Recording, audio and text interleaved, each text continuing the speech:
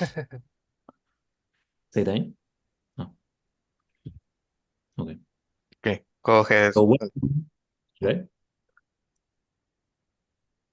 Hello?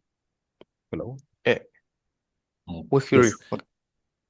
Welcome everyone to our last session, last day of the meeting. So our first lecturer today is Mauricio Romo from SIMIS and Fudan University. Mauricio, all yours. Thank you very much for the introduction, Alejandro. Okay, let me mark here, lecture 3. Yes, today is the last of these lectures. And let me tell you more or less what's the plan. So the plan will be to. Sorry, Mauricio. I have Yes, a question regarding the last part of yesterday's lecture yes, we start there actually. for Yeah. interrupting at the beginning. No, But no problem. just to be sure, so the topological twist that you perform is the topological twist that you perform to the GLSM model, and you have two types of twists that give you two types of theories. Like, is that what you mean with that? Like the A model and the B model, if I Yeah, understood? let's recall a little bit of that. Okay, so we are all on the same page. So there is two in the old times, like as I said before, if you want to have okay, now maybe write it like here, like recall. So in the old times, in order to have well-defined super charges or supersymmetries, supercharges in any worksheet. We are going to call it worksheet. We can call it spacetime, sigma. We need to perform something called a topological twist.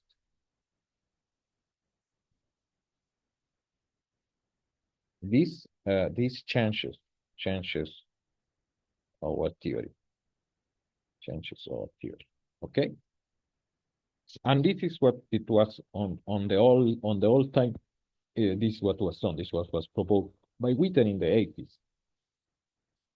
So maybe I should have said this first. So there is how to say an alternative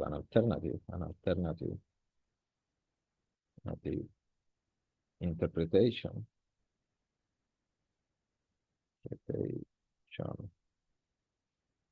of the topological twist, A or B. So this also is an interpretation that kind of it's on the old times, on the old papers, but maybe some people forgot. No, but there is another interpretation of the topological twist. What is this interpretation? Is that we turn on background non-dynamical. That means background connection, or I should say vector multiplet. Actually, it should be, but I will just say connection. Connection for the R charge. Okay. So, as you know, as the one of the first things you learn when you learn supersymmetry is that R charge are very special in the sense that you cannot gauge R charge. They are not. They don't behave like a global usual flavor symmetry. So, but you still can kind of play as you gauge it and then make the connection, make the vector multiplet associated to the R charge non-dynamical, so like a background. So that's another way to interpret the topological twist. Okay. So this procedure of adding a background connection for the R charge is the one that can be in principle generalized. So one can try to generalize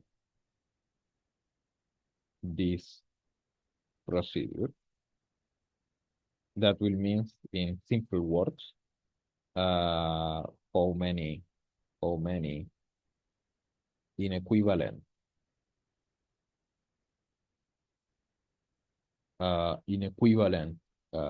background connections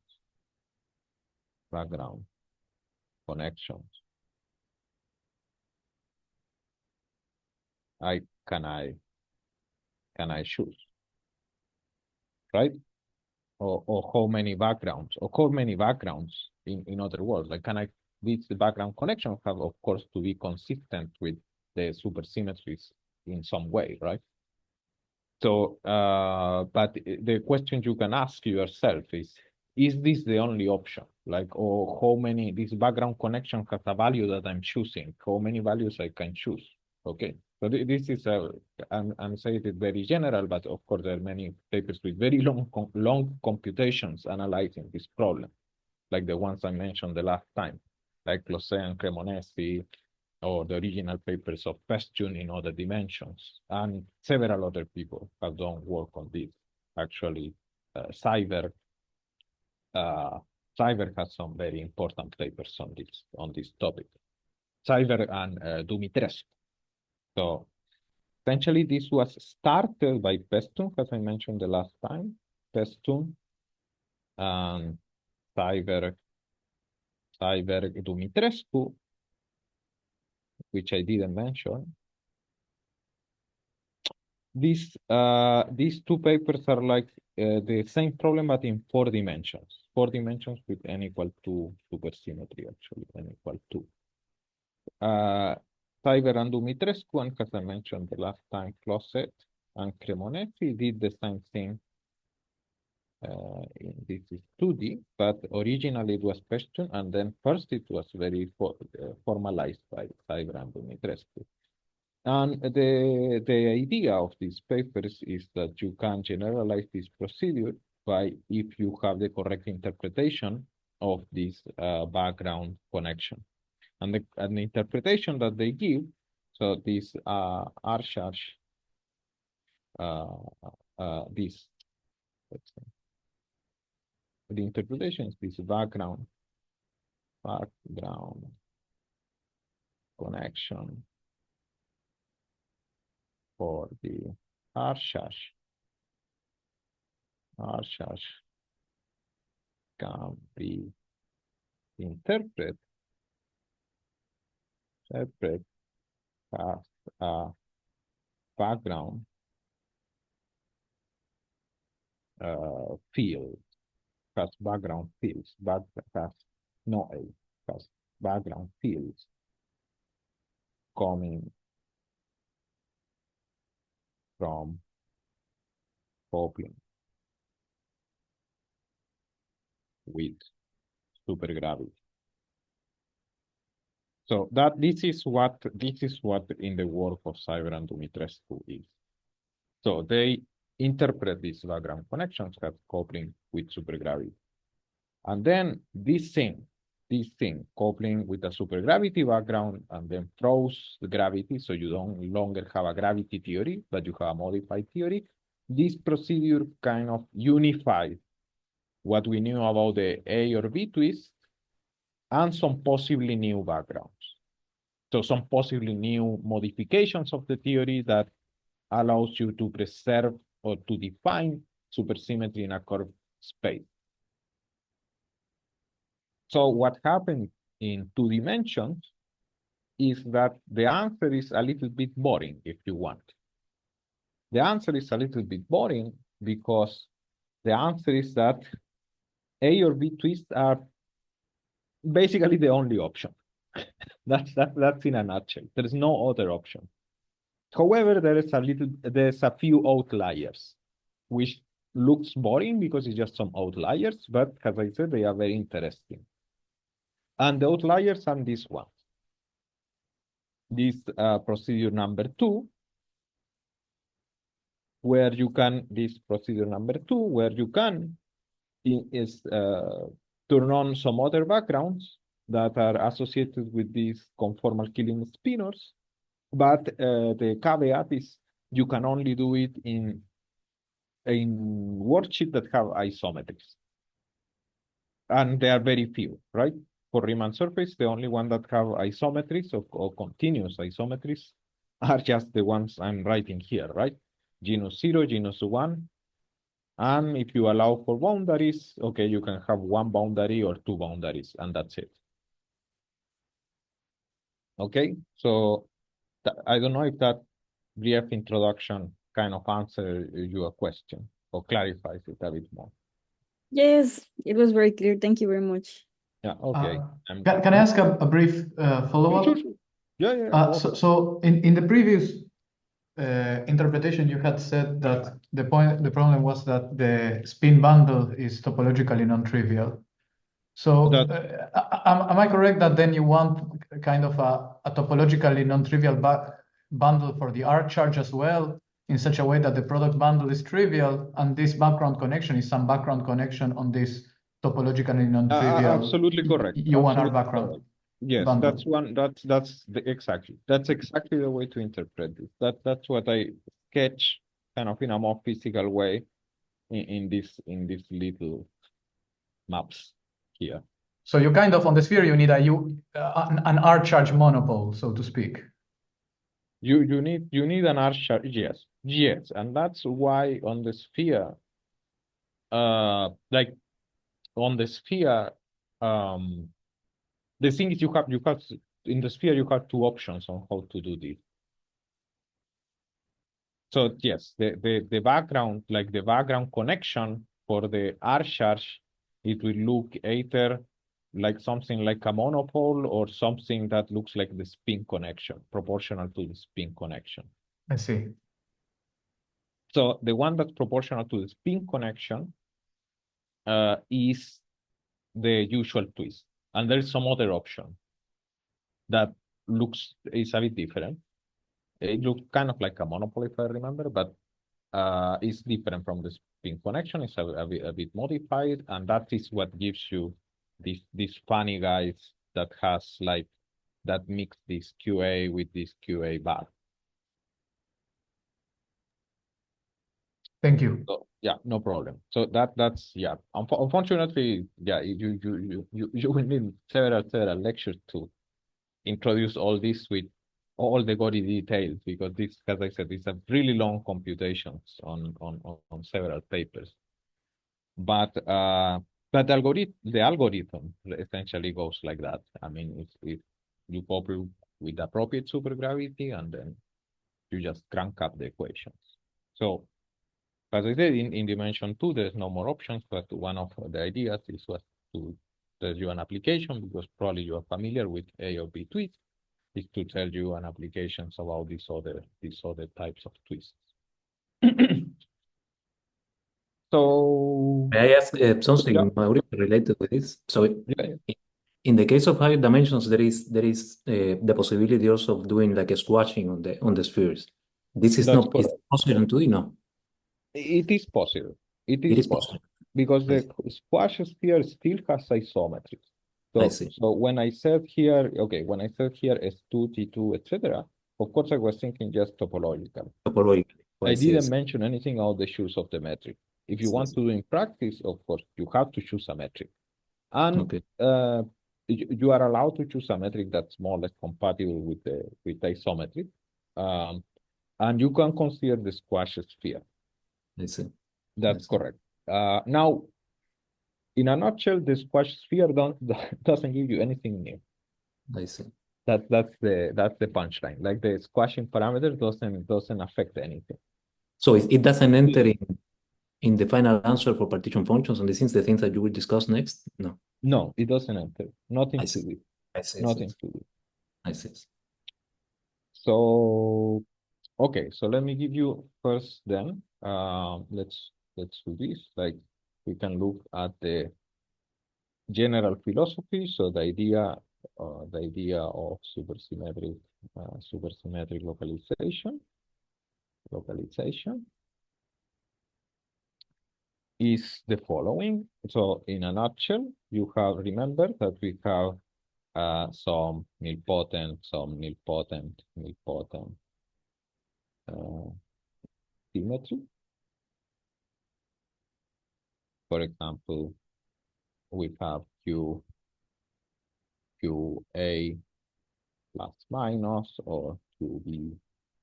These A and B are named QB plus minus.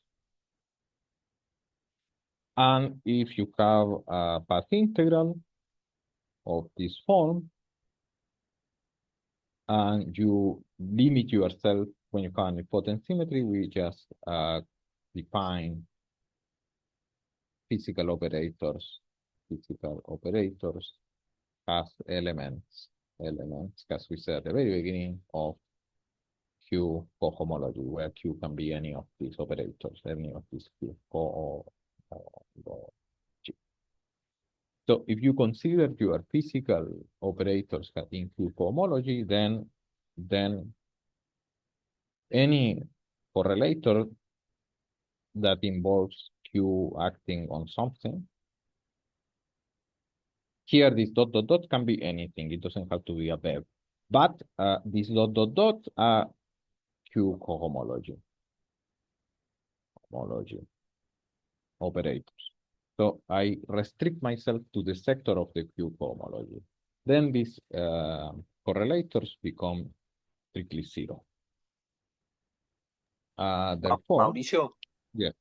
Sorry, why would you define physical operators as elements of the cohomology only? Yeah, it's like as when we have, well, as I did as an example, like when we have BRST, when we do BRST, for example, gauge fixing, we have an nilpotent symmetry, Okay. and we declare. I mean, in that case, it's very clear in our minds. Yes, exactly. Why we are declaring that? Because the Q cohomology, the QBRST cohomology, are the gauge invariant operators.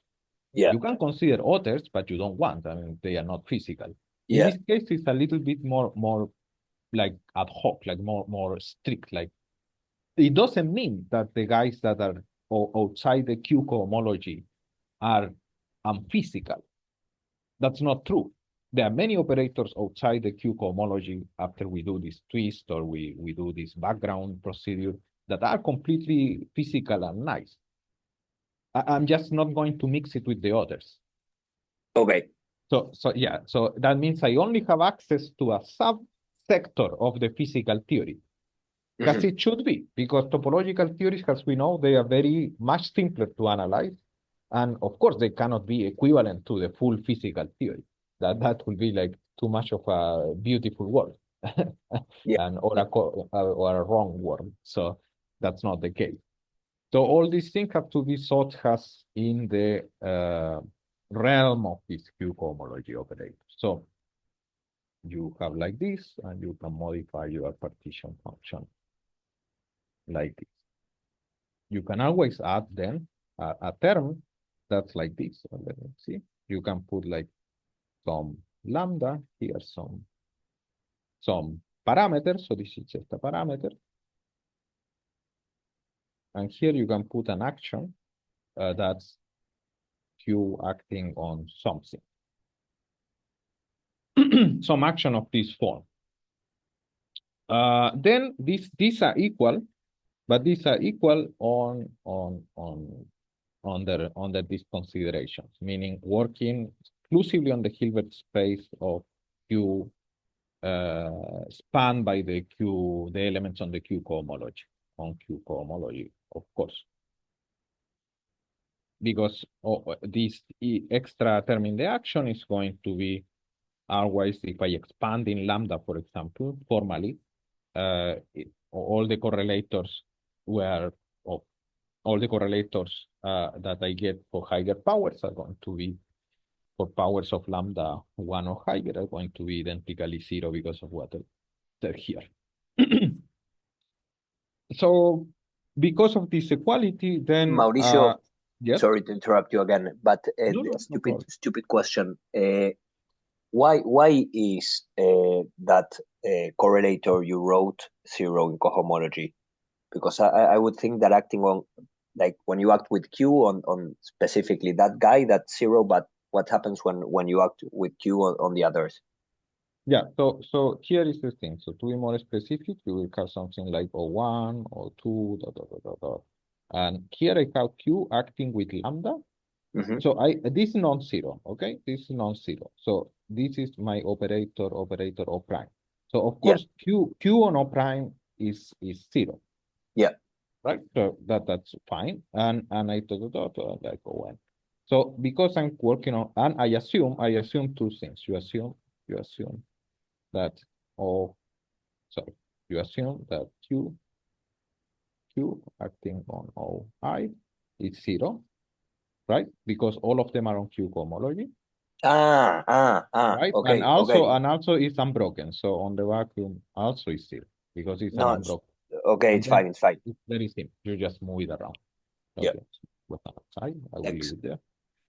So so I can modify the action for free with any action of this form. And there are some, of course, mathematically you have to be a bit careful. This action has to be positively defined, etc. So this you can consider, well, real or imaginary, depends.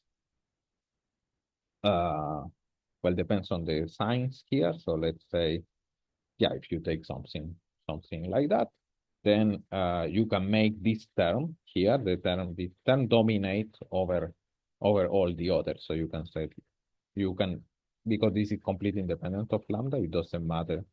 So here e to the minus f plus lambda. I will write exactly the same, like this. So now you can take that limit. I mean, nothing stop you. And you should get the same result as the original partition function.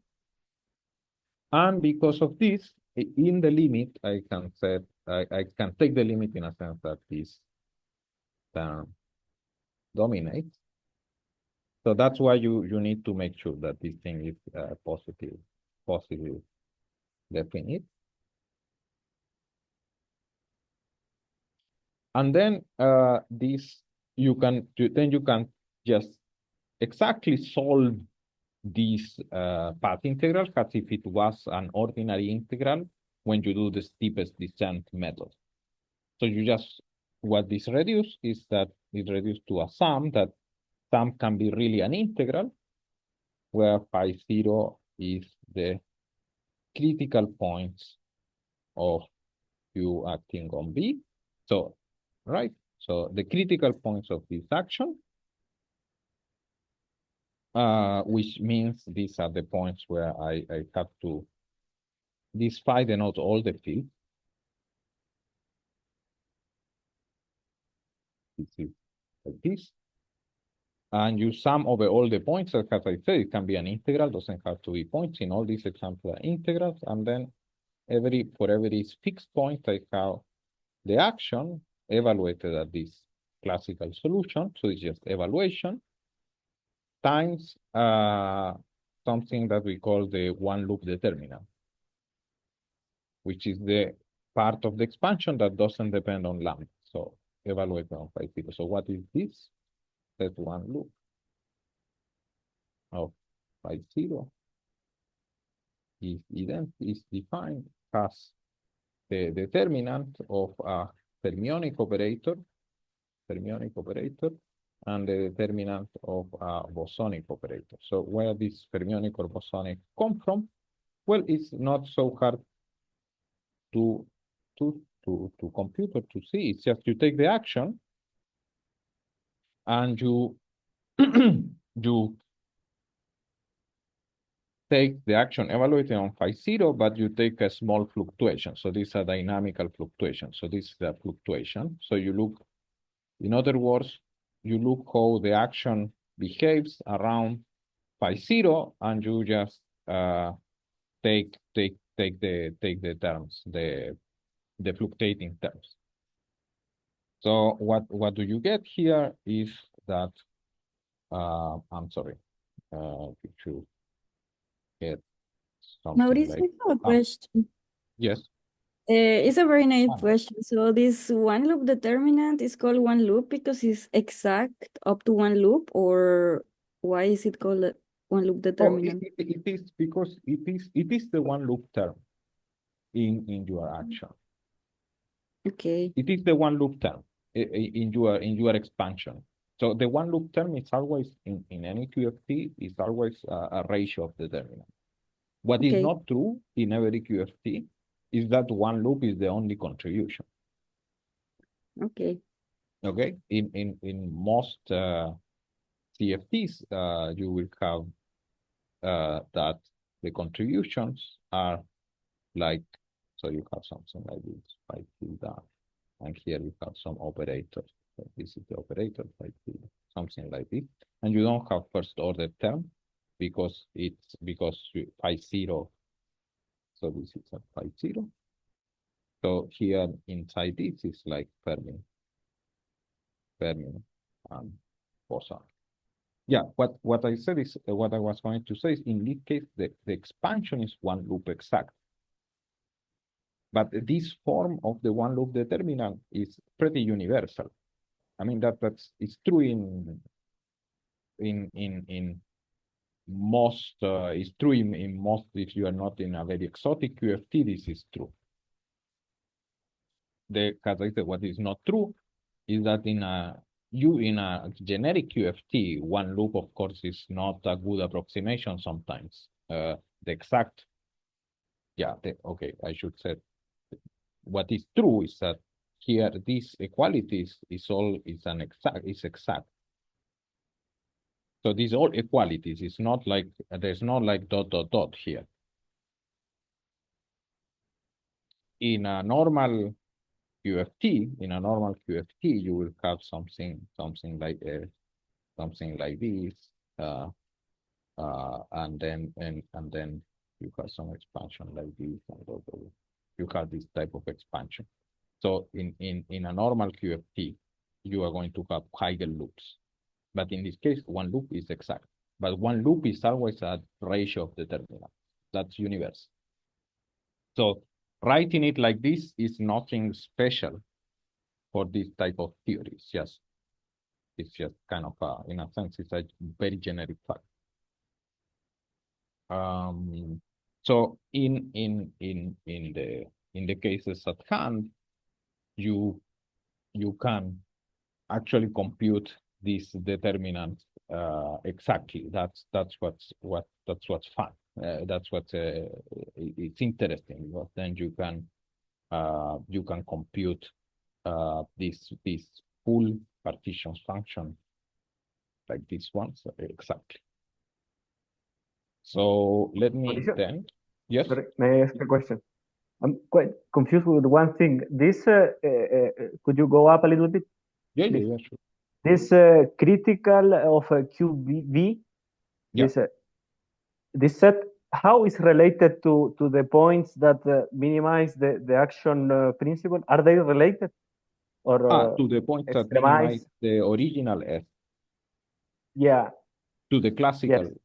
Yeah. Yes. Are they related? Because this Q and V looks quite arbitrary to me, you know? Good, very good. That's true. In principle, there is no relation. Okay, in It principle, looks there's quite no arbitrary. relation. Yes, it looks quite arbitrary. In principle, there is no relation.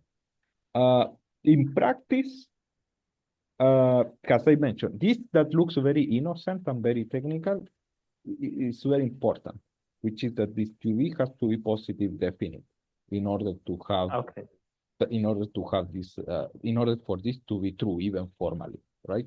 And because of that, this Q of B sometimes looks very similar actually than the original S. Okay. But it's true that you can choose any in principle that you want. Okay. But it's quite restricted by this condition. It's quite restricted. Okay. Like an example, just since you asked. So a typical example of how you choose this QV is something like you can take Q of the fermions. So these are like the fermions. And something like Q dagger of the fermions part. Okay. So this is one Q you can take, and then the critical points of this Q, the critical points of QV, are equivalent to phi equal to 0. So you take all the fermions, you do the supersymmetric transformations, and you get first order equations for the bosons. Okay. So And you those sum are- all the supersymmetric configuration, and this first order implies the second order equation. At the end, Exactly. you are okay. That's right, exactly. Okay. So this is one example where they are very related in a sense. Uh-huh. But that doesn't mean there exist Okay. others options. And Okay. and the most non-trivial thing is all the options should give you the same answer. Yeah, because there is this arbitrarity. Yes, exactly. So very non-trivial. Uh-huh. It's true. I mean, only it's of course impossible to prove because you will have to define a path integral rigorously. But Yeah. you can do examples, and sometimes they are very interesting relation, not only between functions but also between partition functions that have very clear physical interpretation. They are very non-trivial equalities because of that fact. Okay. Okay. Thank you very much. Yeah, no problem. Okay, so one example that I wanted to do, that is the one related to the applications, but of course over time it's a little bit limited, but I think I can explain you at least somehow the general story. So one example that you can study, as I mentioned, was the sphere, but in a sense, the disk is more example. The disk is simpler. It just requires conceptually it's a bit more difficult because of the boundaries. For example, is the partition function, which of course I'm biased because it's the one I computed.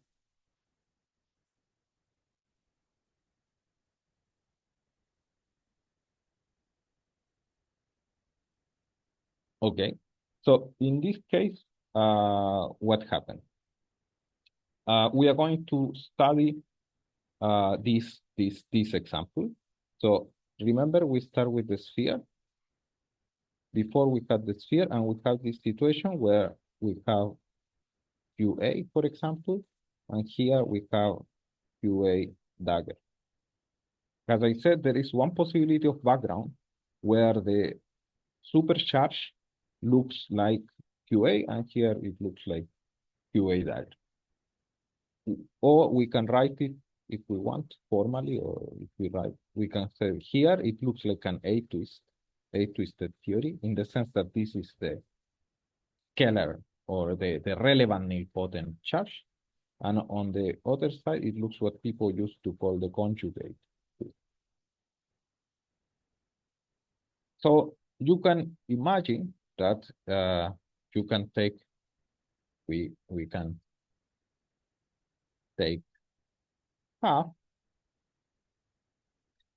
So formally, what happens if you take half, okay? So you might imagine here you have something like this. So here there is something like an A-twist. And something happening here in the middle. Okay, so what do you think it may happen? Well, so here is the A-twist, meaning the supercharge goes like QA. But here, if you go to the middle, instead of going like QA, looks like QB. So it kind of changed, and here in the boundary, you have a B-type supersymmetry serving boundary condition. In other words, this is what is known as a vibram. All right. So this is something very peculiar, right? If you do a twisted theory, you usually want A-type preserving boundary conditions on the at your boundaries. But if you have there is a possibility, at least on a disk, to have this type of situation, which is that you can mix kind of a twist in the interior and a B-type brain at the boundary. And this is what you get naturally. Like if we go back, naturally, if you just do this, if you study this, and you choose to conformal Killing spinors in this form, and you then take half. So what means in practice also technically take half? It means that you have to put some extra condition on the spinors in order to have, or the conformal Killing spinors must satisfy, in addition, gamma n. I will explain what is this. Gamma e minus. Let's see.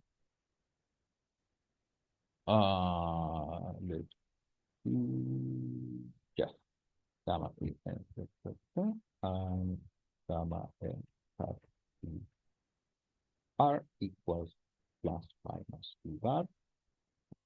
All this is at the boundary of the disk. What is gamma n?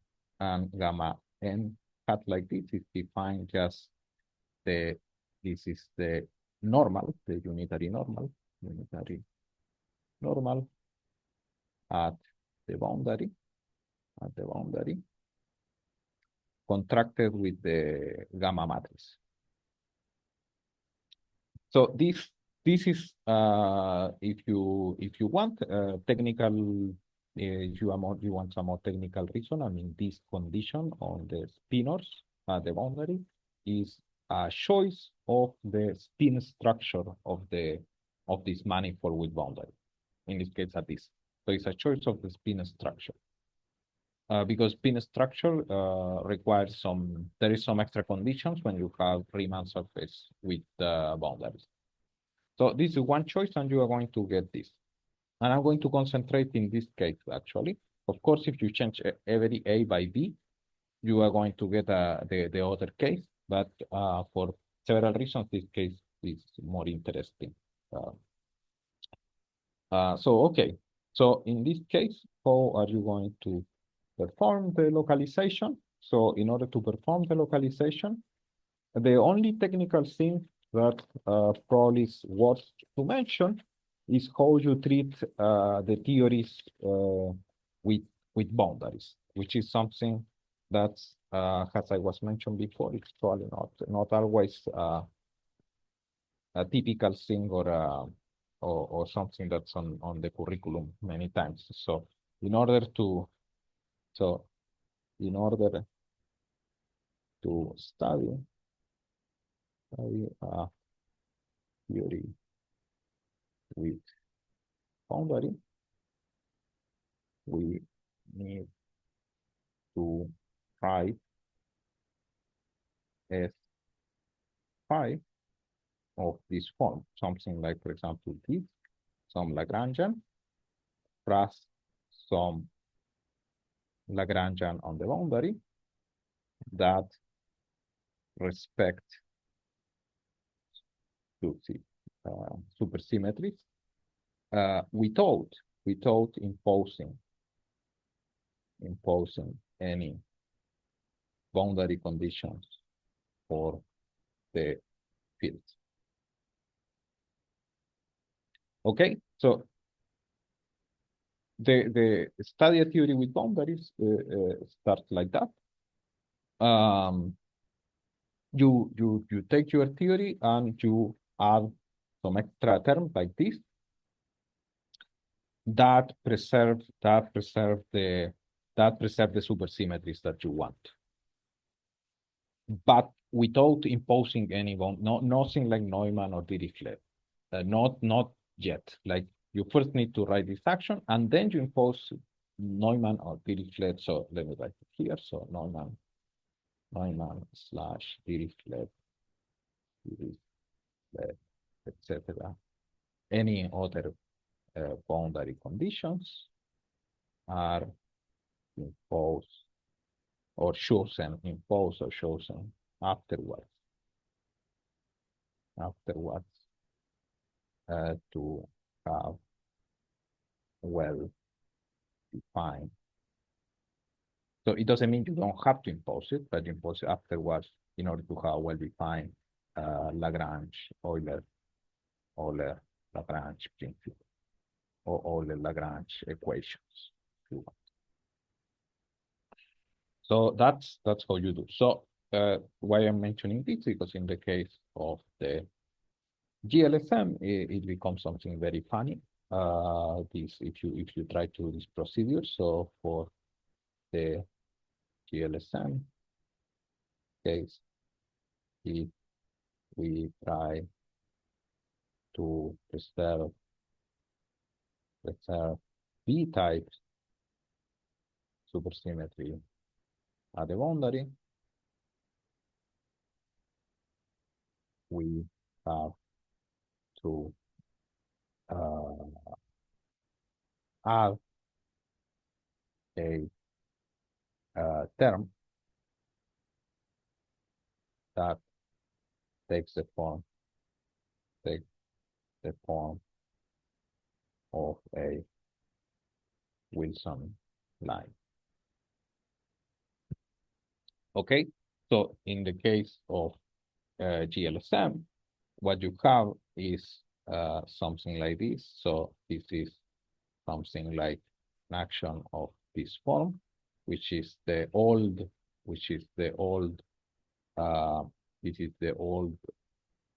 like Lagrangians for the GLSM that I wrote long ago in this, so let's say on the disk, in these lectures at the very beginning. You have to add some extra like terms here on the disk. So some action I can call theta, also of the fields phi. But if you try to do just this, exactly like this, you are going to find that for the term that involves a superpotential, you cannot write anything like this, anything like this. Let me charge a little bit of this pen. Anything look like this theta term in order to preserve supersymmetry. That's just not possible. So what you have to do is to write a term that involves a Wilson line and some extra objects. So that I'm going to describe right now. So here, what you have to have is you need to have in addition some kind of Wilson line like this. So this A, this M, and this M is something that involves, so this involves information of the B brane itself. So we can call this, now that we have this type of action, we can just write it like this. Something important is that this A can be constructed just from the fields, but you don't need to add any extra boundary degrees of freedom, but you can use just the old ones. So this is the partition function on the disk, to write it like this. And this is, historically, is if this, we can take it to here QA. And remember that here near the boundary is Q. So this partition function can be computed exactly. Actually, we can compute this exactly. And this is my work from several years ago, using the previous, using this supersymmetric, we can say using supersymmetric localization.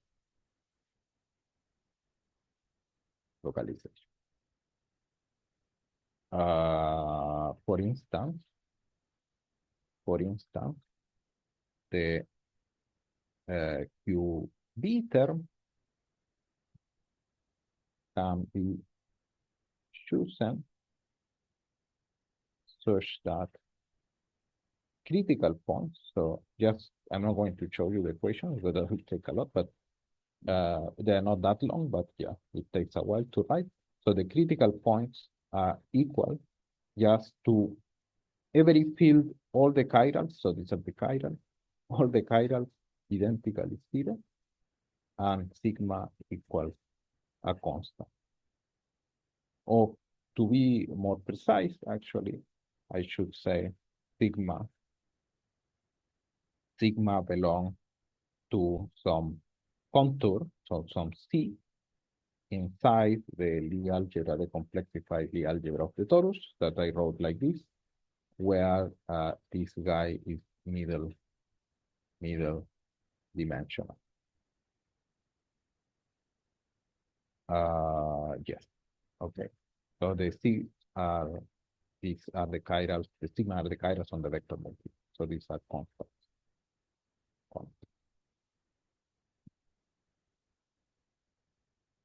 And the we compute and the partition function and 32 takes the form of Mellin-Barnes integral. So in order to demystify this a little bit, now for some reason I cannot move. In order to demystify this a little bit, let me at least write the result for the case, for the examples I gave you. So for the example of the hypersurface, 32 take the form is something like this. So it's some gamma inside C. This is just a contour. So this is one real dimensional of the sigma. And the contributions from the one loop determinant are like this. These are the R charges. So it's like this.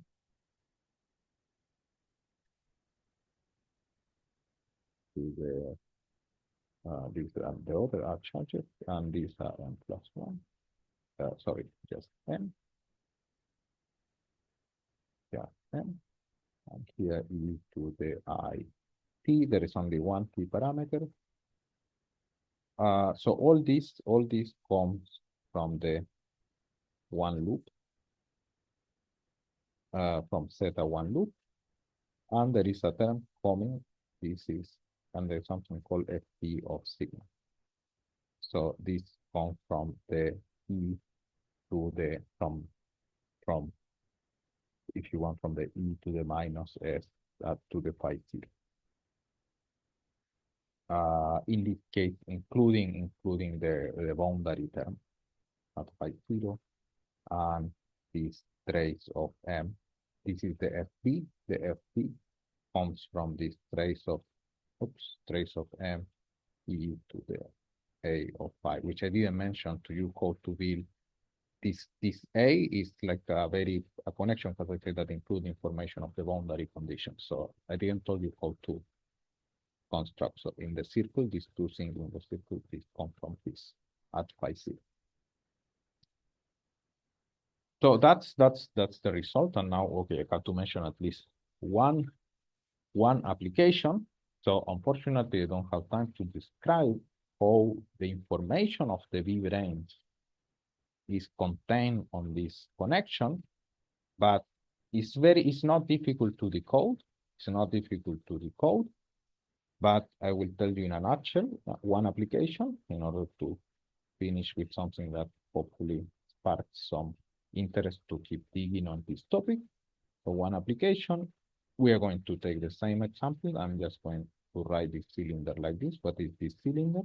This is what is theta, I remember, and this theta where T was theta minus I theta. T is exactly the same T here. And remember that around here we have a sigma model. We have a sigma model on X. Then the V-brain, as I promised, they form a category. So the space of V-brains can be identified with something called the derived category of coherent sheaves on X. And in this side, we have a Landau-Ginzburg orbifold. So the V-brane also have been studied. These are like early 2000s results. These V-branes like 2001, maybe 98, around 98, 2001. The V-brane are given by something called the category of matrix factorizations, equivariant set n equivariant matrix factorizations of these Landau-Ginzburg potential cells. So the objects here are roughly objects in this category. So here objects are the V-brane. Objects are roughly something well in this case they're roughly a complexes of vector bundles. Or if you don't like that, you can think of them of holomorphic vector bundles over X, where X was, remember, Fn equal to 0 inside Pn minus 1. And here the objects are matrices. They are matrices. I can call it T, such that T square equals Fn X. So T can depend of X times the identity. The identity matrix, okay? The rank of the matrix is, it can vary, it doesn't have to be fixed. Then the application is that D2 only depends on T holomorphically. So there's only holomorphic dependence on T. And there's the singularity here, this was the singularity. Only holomorphic dependence on T and analytic continuation. So let me see. And also I want to write it like this. This is choice of V-brane, which is encoded in a choice of A, this connection A of phi, which I didn't describe how to write it, but it can be written very explicitly. So analytic continuation on T implies maps between objects of the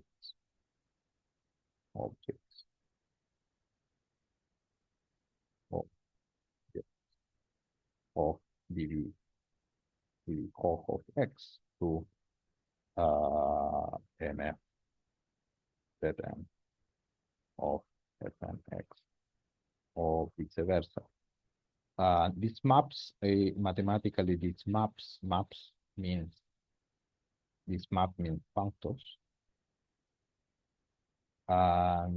These maps, when the maps can be when you analytically continue these objects, these arrows here, these vague arrows become equivalents.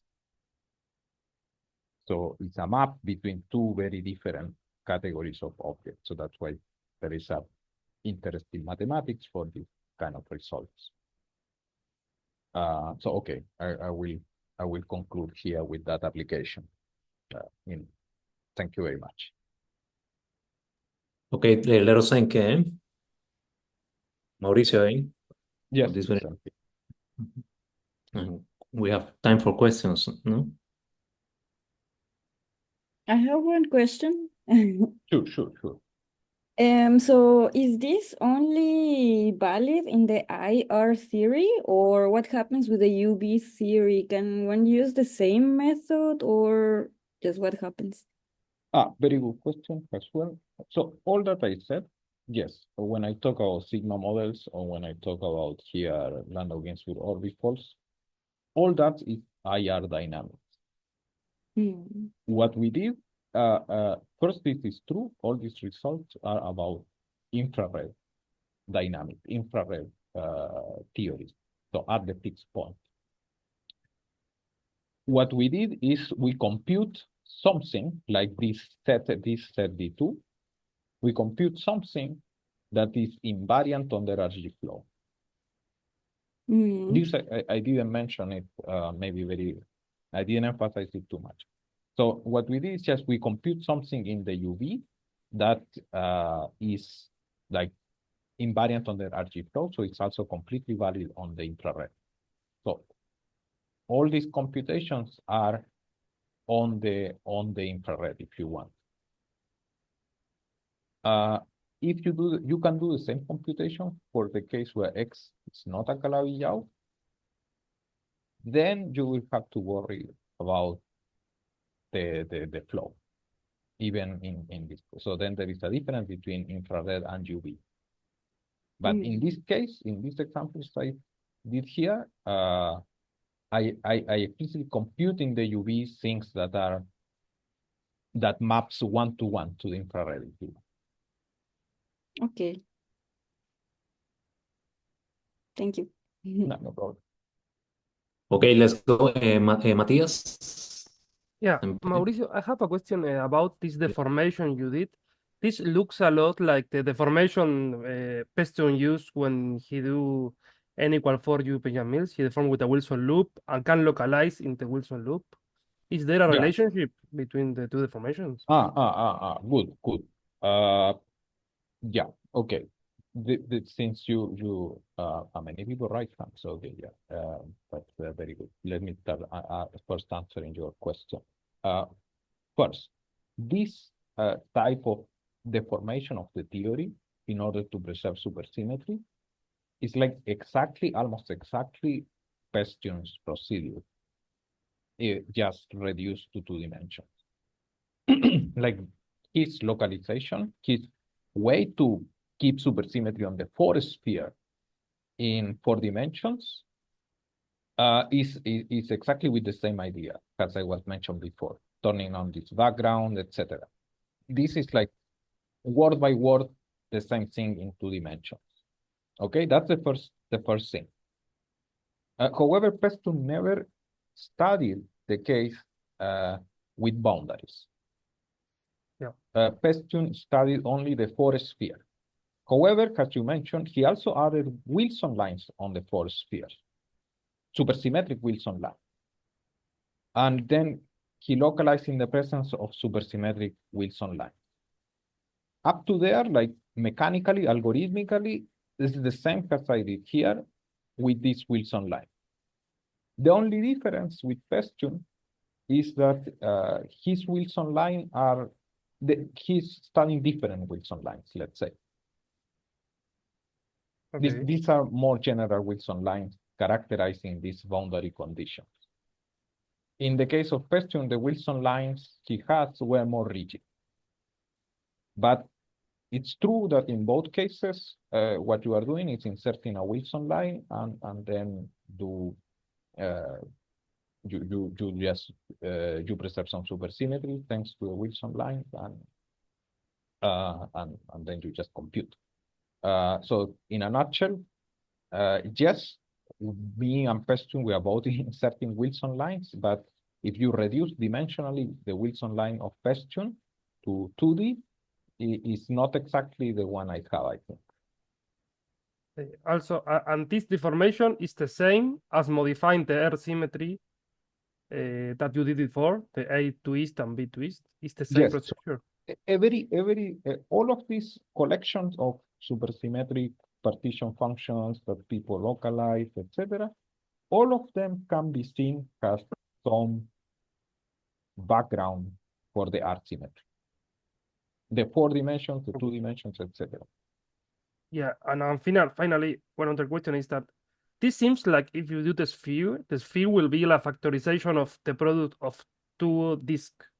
That's very good. That's a very good question, and that's completely correct. And that's so when I wrote this paper with Kentaro, two other groups studied the same problem, and we put simultaneously the papers. The other group was one by Takuya Okuda and his student Daigo Honda at that time.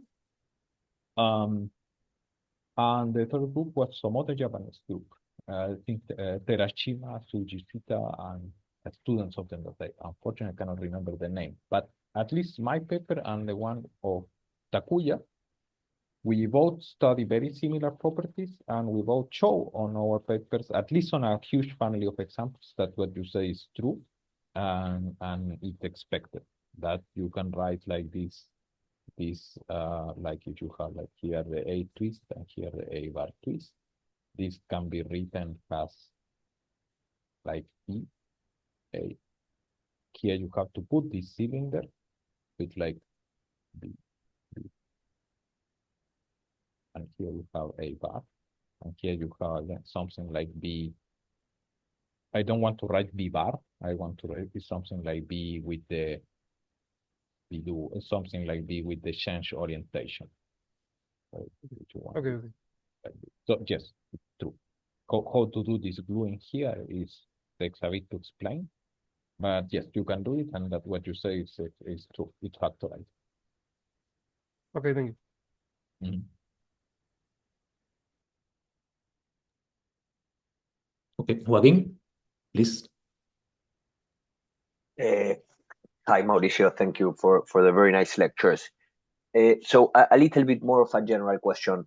You started with a nonlinear sigma model, which a supersymmetric one, and then you analyze under what conditions you can find supersymmetry, and so you find that you have to do these modifications of your theories in order to be able to have well-defined supercharges, and then so you start with something, then you go modifying it, adding stuff, restricting to subsectors to eventually be able to do an exact computation, and the application is, I would say it would have been very difficult to guess that this partition function would tell you, would talk about maps between objects of these categories.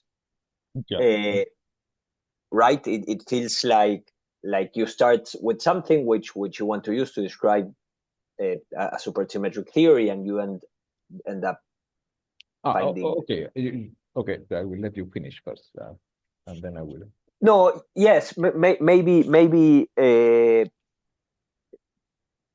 Yeah, I'm not sure what's a precise question. Only the You want some that intuition, maybe some intuition why this is the case, like why this, but or maybe were you looking for this before you started the computation? What do people usually do with this? Like, say I wanted to start looking at this, I would. Mm-hmm. Yeah. That's a I very should good try point. and look for. Yeah. Okay. Thanks.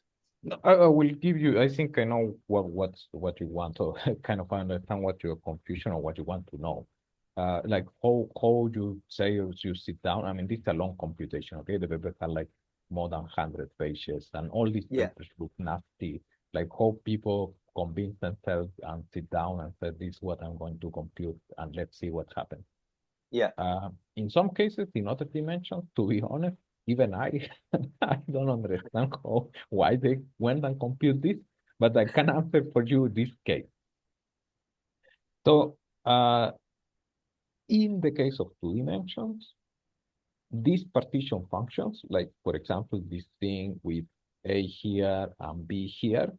Okay, let me tell you 2 things. One is, for starters, the fact that supersymmetry preserving boundary conditions in 2 dimensions form these things, like these categories, like this or the other category. That's a fact that's kind of conjecture and studied before I even started studying physics. So that's something that if you learn it from somewhere, okay, then you know it and you can use it for your own stake. That's one thing. That's, let's say, that is knowledge from many years of study of other people like Douglas, Wheaton, etc. Many. Kontsevich. This was very much on that time going on. Now, so if you compute something with supersymmetry preserving boundary conditions in 2D, you know that whatever that is, if it's sufficiently interesting, it will tell you something about the category. Something. But you don't know exactly maybe what. Now, another piece of information that may be a little bit less trivial is that once you are, for example, let me move this, at this stage, like once you have set up this stage without computing any localization, at this stage where you choose your conformal Killing spinors and you say, okay, I have some supersymmetric theory in some sense here where you have this A here, A here, and here this A bar. Or in the case that you take 1/2 again, as I wrote before, B and here A. These partition functions, combining these kind of twists, if you want, in the old time, were proposed and their properties studied even before all the category things. This one, maybe this one a little bit after, but this one is from the early 90s. And you may ask who? So there's a paper, very famous paper, at least at that time, by Sergio Cecotti and Kumrum Baffa, called Topological Anti-Topological Fusion, that has many, many citations, or some people call it the TT star equations. What they are studying on that paper, the partition function, is exactly this. So at the very least, so exactly this one. So at the very least, even if you don't care, also if you are not like a category theory or you don't care about those things, you only care kind of about field theory, okay, you can say that if I compute this localization, if I compute this partition function, what I will get is exactly what Baffa and Cecotti are talking on that paper from 94, 93. Okay. Mm-hmm. Okay.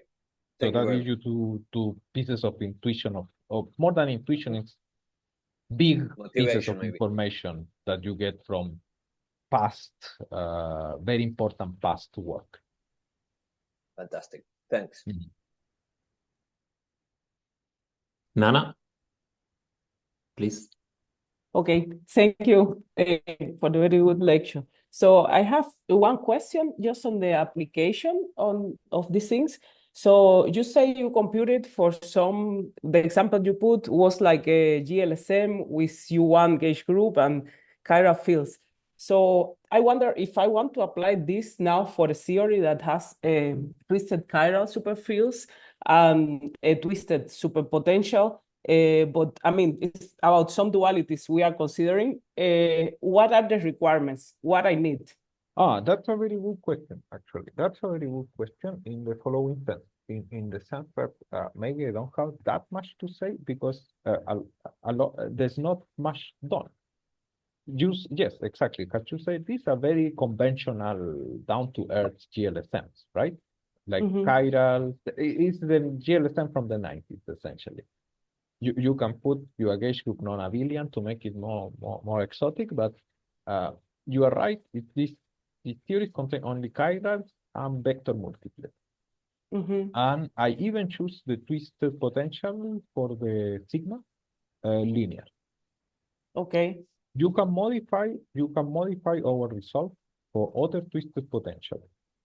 And it kind of follows, like it's very easy modification. Like if you don't want it linear, you can consider it quadratic, etc., or higher power. You're going to destroy some R symmetry, right, because of the charges of sigma. But you can do it, and the localization works the same. So that modification is easy. But what you want is a theory that mixes chirals, maybe vector multiplets, and in addition, twisted chirals on the same theory. Okay. That's just not being done. In the whole, okay. But the twisted chiral alone, this can be made easily. If you complete it, the thing is, if you do just twisted chirals and vector multiplets, yes, I think that That's probably possible. We didn't do it, but I think in that case, the situation may be even simpler in a sense. Simpler. Mhm. Yeah, because I don't know how they couple. I I see. think twisted chirals and vector multiplets, ordinary vector multiplets like here, they are not going to couple. Now see. you can do twisted vector multiplets, as they call it in the past, and twisted chirals. But then if you don't include chirals, then it's like the same. Like, right? It's like the same thing if I do like a Landau-Ginzburg model just with chirals. If I tell you, okay, now I do Landau-Ginzburg model just with twisted chirals, Just well, with I mean, twisted. yeah, it looks the same. I mean, if I don't compare it with anything else. But theories that mix twisted and chirals, there's been some computations for S2 that were done by I think Patricio Cricino and Benini and some other people, but that's the only paper I'm aware. Like on the disk with boundary conditions, etc. Nothing. That could be a very interesting thing actually to do. Okay. Thank you, Mauricio. Yeah, I don't take more time. No problem. I think we have one more actually. Yes, Guzman, please. Hi, thank you, Mauricio.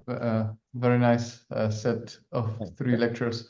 I just had a short question about your last statement about the functoriality properties of this map between the categories.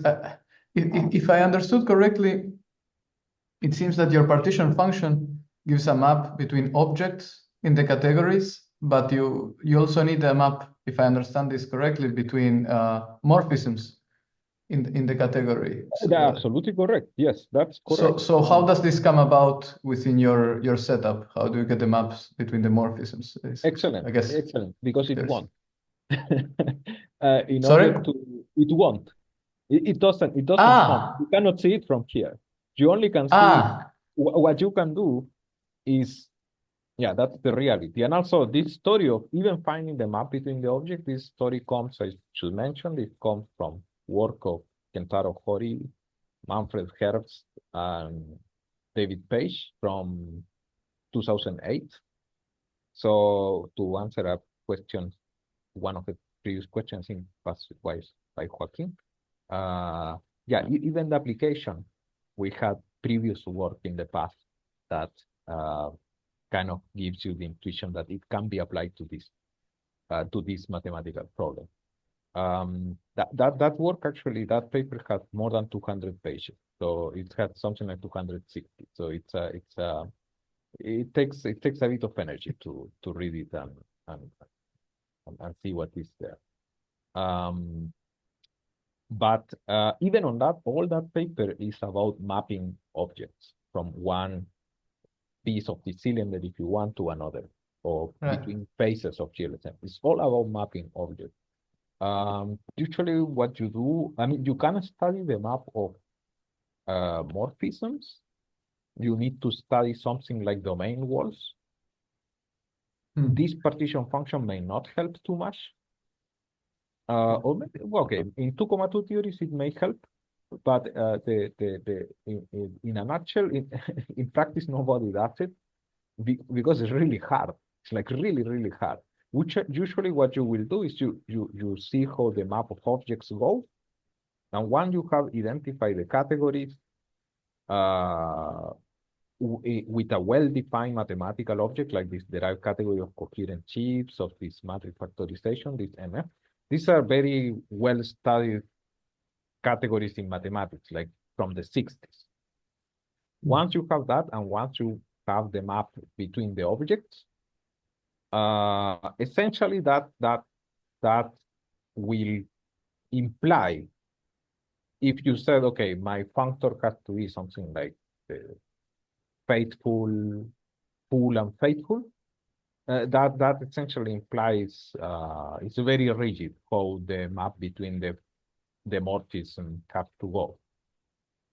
So you just use some mathematical properties. You just say, okay, you assume this functor is full and faithful, and then, well, then you just use some mathematics theorem. But it's true that the physics doesn't, it's very hard to get from the physics the explicit maps between morphisms. I see. Well, thank Interesting you. question. It's an interesting question. I mean, that doesn't mean that one should give up on that question, but it's hard. It's hard. Thanks. Thank you very much. Yeah, no problem. Okay, let's thank Mauricio again for this very interesting set of lectures. If you can unmute and just upload.